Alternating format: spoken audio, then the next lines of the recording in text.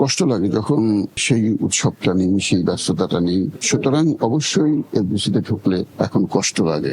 দীর্ঘদিন পরে আসেনি, প্রায় আসা হয়। কদিন আগে একটা বিজ্ঞাপনের শুটিং করে দিয়েছি, ছবিরও একটি শুটিং করেছি, আসিনি। মাঝে মধ্যে আসা পরে, দীর্ঘদিন পরে আসলাম, এটা ঠিক না। হয়তো আপনার সঙ্গে দেখা হলো দীর্ঘদিন পর।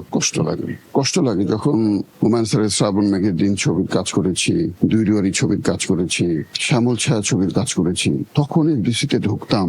মানে সেটা যে কি একটা পরিবেশ ছিল, কি উৎসব মুখর জায়গা ছিল, এটা আপনারা যারা দেখেননি আপনারা বুঝবেন না। যারা দেখেছেন তারা অবশ্যই মনে মনে এখন কষ্ট পান যে সেই উৎসবটা নেই, সেই ব্যস্ততাটা নেই, সেই উচ্ছলতা নেই। সুতরাং অবশ্যই এফডিসিতে ঢুকলে এখন কষ্ট লাগে। প্রত্যেক কাজেরই একটা ফলাফল আছে। কিছু কাজের ফল সঙ্গে সঙ্গে আসে, কিছু কাজের ফল একটু দেরিতে আসে। এই যে নির্বাচনটা হচ্ছে তো একদল মানুষ চলচ্চিত্রকে এগিয়ে নিয়ে যাবার জন্য চেষ্টা করে যাচ্ছেন। এটাও তো একটা কাজ, এটাও কিন্তু একটা কাজ।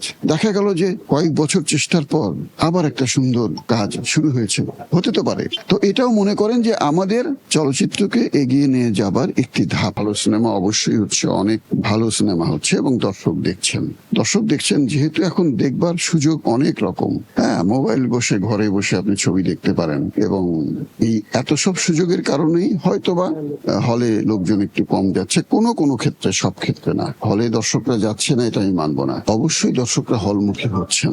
আপনি খেয়াল করে দেখবেন দর্শকরা আগের চাইতে এখন অনেক বেশি হলমুখী, এবং ছবি আগের চাইতে এখন অনেক উন্নত, অনেক সুন্দর, অনেক সফল ছবি হচ্ছে। সুতরাং আমি কখনোই বলবো না যে চলচ্চিত্র পিছিয়ে আছে। অবশ্যই চলচ্চিত্র এগিয়ে আছে, এগিয়ে যাচ্ছে, এবং আমরা প্রত্যাশা করব আরো এগিয়ে যাবে। হতাশ হবার কোনো কারণ নেই। আমি কখনোই হতাশাকে জায়গা দিই না। আমি সবসময় উৎসাহ নিয়ে কাজ করি। তো সবসময় দেই যে ছবি কেমন হচ্ছে, আমি অবশ্যই বলবো ভালো হচ্ছে।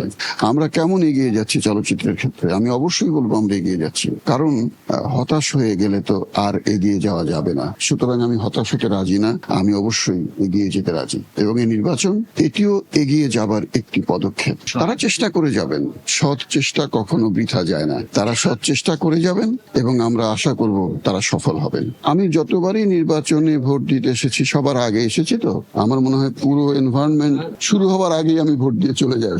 তো এটা দিন শেষে বোঝা যায়। তবে এখন পর্যন্ত যেটুকু দেখলাম, পরিবেশ খুবই সুন্দর।